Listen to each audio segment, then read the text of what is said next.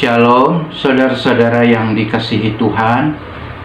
Mari kita kembali merenungkan firman Tuhan dengan tema Jangan Buang Waktu. Dalam 2 Timotius 2 ayat 23 berkata, hindarilah soal-soal yang dicari-cari, yang bodoh dan tidak layak.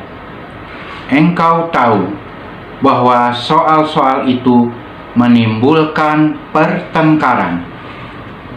Istilah membuang waktu bagi kita agak bernada lucu. Kita tidak dapat melihat waktu, tidak dapat membelinya atau menyimpannya, dan setiap orang tentunya mempunyai 24 jam dalam sehari. Tentunya membuang waktu seharusnya diartikan menyia-nyiakan waktu. Waktu itu berharga dan karena itu tidak boleh disia-siakan. Memang setiap orang dalam hidup ini pernah menghabiskan waktu tanpa hasil. Sesudah berusaha seharian, ternyata hasilnya tidak ada. Itu mungkin sesuatu yang terasa menyebalkan, terutama jika waktu kita habis untuk menghadapi orang yang sukar. Orang yang sukar adalah orang yang sulit untuk diajak berkomunikasi atau diajak untuk bekerja sama. Orang yang demikian biasanya cenderung semaunya sendiri, defensif, mudah tersinggung, mudah marah, ingin mengontrol orang lain, ingin menang sendiri, dan mungkin merasa paling pandai dalam segala hal. Dalam suatu organisasi, orang yang sukar bisa membuat orang lain menjadi segan untuk mendekati. Ini bisa menimbulkan masalah, dan karena itu biasanya ada cara-cara tertentu yang harus dipakai untuk bisa mengatasinya. Orang yang sukar biasanya juga orang yang sukar untuk berubah. Dalam situasi tertentu, kita sendiri adalah orang-orang yang sukar untuk mengubah pendekatan kita terhadap orang lain. Adalah kenyataan bahwa banyak orang Kristen yang seharusnya sudah mengalami perubahan cara dan ciri hidup masih bisa digolongkan ke dalam kelompok orang yang sukar, baik dalam rumah tangga, sekolah, tempat kerja, dan bahkan di gereja. Dalam pertemuan antar umat Kristen misalnya, selalu ada orang yang tidak mau atau tidak bisa berkompromi. Orang yang sedemikian tidak mudah dikritik karena mereka akan berusaha menyerang balik dengan kata-kata yang tajam. Di antara murid-murid Yesus, mungkin Yudas bisa digolongkan orang yang sukar karena cara berpikirnya mengenai soal uang. Petrus dengan sifat kepala batunya mungkin juga termasuk orang yang sukar. Bagaimana murid-murid yang lain bisa bergaul dengan Yudas dan Petrus selama 3 tahun dan mengembara bersama Yesus? Tentunya sulit untuk kita bayangkan. bagaimana Yesus bisa mengendalikan kedua murid ini dan bisa menghadapi orang-orang yang sukar yang dijumpainya pada waktu itu. Dalam menghadapi orang yang sukar, prinsip pertama yang harus kita punyai adalah kasih. Tanpa kasih, kita tidak akan mempunyai minat untuk berkomunikasi dengan orang yang sedemikian. Yesus tidak pernah menutup dirinya dari orang lain. Ia tidak pernah memutuskan hubungan dengan orang-orang yang sukar, yang selalu mempersukar misinya. Sekalipun ada orang-orang yang sukar, seperti para ahli Taurat dan orang Farisi, Yesus tidak menutup kabar keselamatan bagi mereka. Ia mengasihi semua orang, sekalipun ia tidak menyukai semua orang. Misi keselamatannya ditujukan kepada semua orang, agar barang siapa yang percaya kepadanya bisa beroleh hidup yang kekal. Seperti itu jugalah kita harus menghadapi semua orang, termasuk orang-orang yang tidak kita sukai, dengan kasih yang asalnya dari Yesus. Jika mereka melakukan suatu tindakan yang menyakiti, merugikan, atau mempermalukan kita sebagai umat Tuhan, kita harus siap untuk mengampuni, karena kita juga sudah diampuni Tuhan. Prinsip kedua yang kita pelajari dari Yesus yaitu berdiam diri. Yesus tidak pernah mengabaikan apapun yang diucapkan atau diperlihatkan oleh orang lain.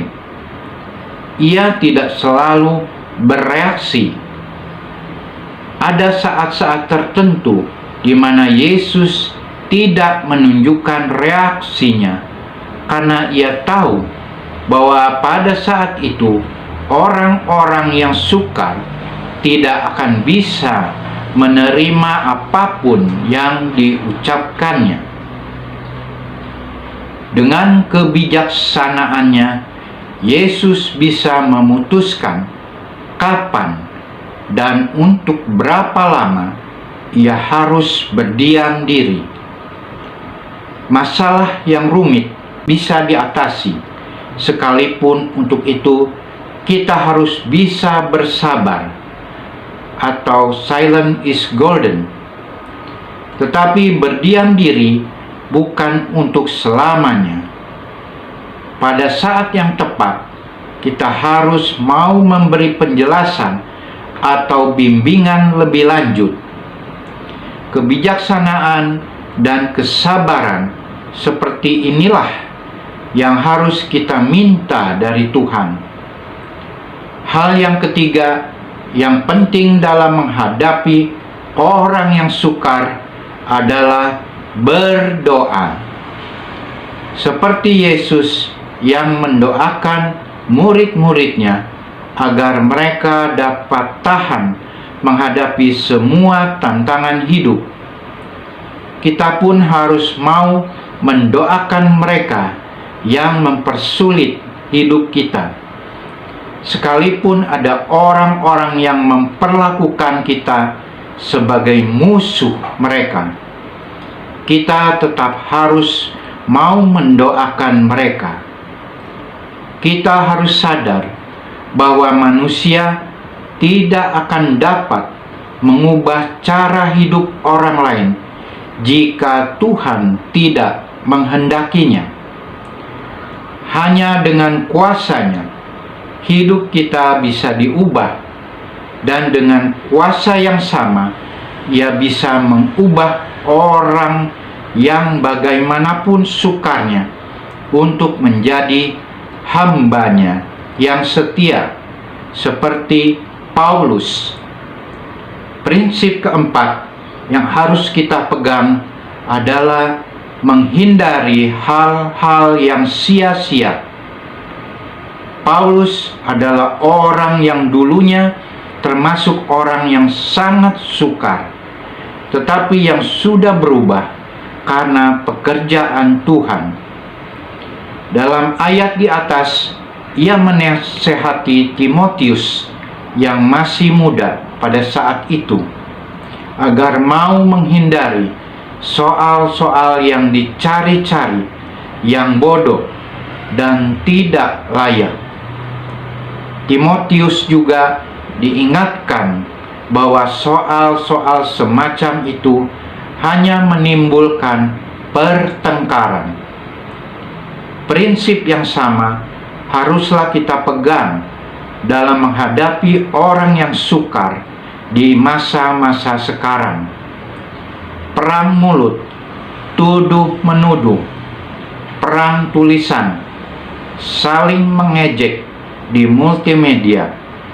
Semua ini bisa memperkeruh suasana dan menghilangkan rasa damai.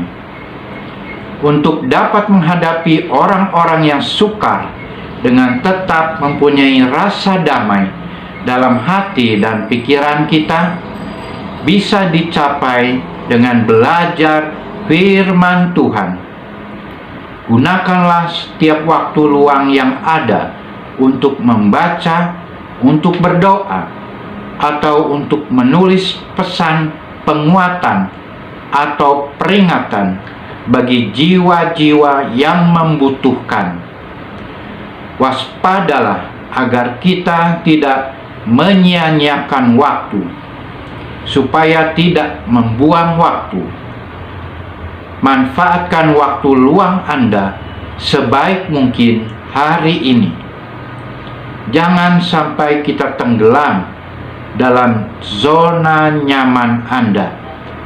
Sebaliknya, kita harus selalu berjaga-jaga dalam doa dan terus melekat kepada Tuhan. Dalam arti harus membangun hubungan yang karib dengan Tuhan.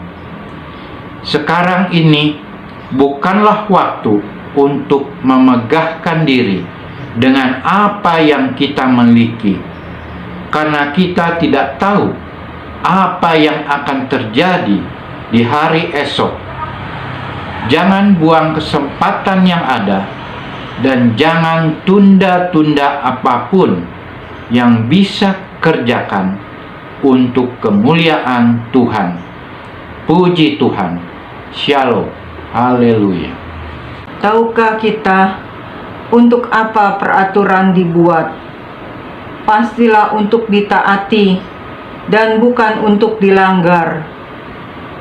Dalam kehidupan sehari-hari, kita selalu berurusan dengan aturan-aturan. Dalam berlalu lintas, ada rambu-rambu yang harus kita patuhi. Di kantor, di sekolah, dan tempat-tempat umum, kita menjumpai tata tertib yang harus diperhatikan. Semua itu bertujuan supaya ada keteraturan dan ketertiban. Sebab banyak orang yang hidupnya tidak tertib. Mari kita baca 2 Tesalonika 3 ayat yang ke-11. Kami katakan ini karena kami dengar bahwa ada orang yang tidak tertib hidupnya dan tidak bekerja, melainkan sibuk dengan hal-hal yang tidak berguna. Seringkali kita sibuk dengan hal-hal yang tidak berguna. Jika kita merencanakan waktu kita dengan baik, maka hari esok kita akan baik juga. Waktu berjalan begitu cepat, tanpa kita sadari, tiba-tiba saja kita sudah tiba di akhir tahun. Tuhan Yesus ketika hidup menjadi manusia adalah orang yang sangat disiplin dengan waktu. Tuhan Yesus fokus dengan tujuan hidupnya. Tuhan Yesus tidak pernah menyimpang atau mengerjakan yang bukan tujuan hidupnya. Tuhan Yesus mengagungkan nama Allah dan menyenangkan hati Bapa, serta melaksanakan perintah amanat agung. Itu yang menjadi tujuan utamanya. 2 Timotius 3 ayat ke-16. Segala tulisan yang diilhamkan Allah memang bermanfaat untuk mengajar, untuk menyatakan kesalahan, untuk memperbaiki kelakuan, dan untuk mendidik orang dalam kebenaran.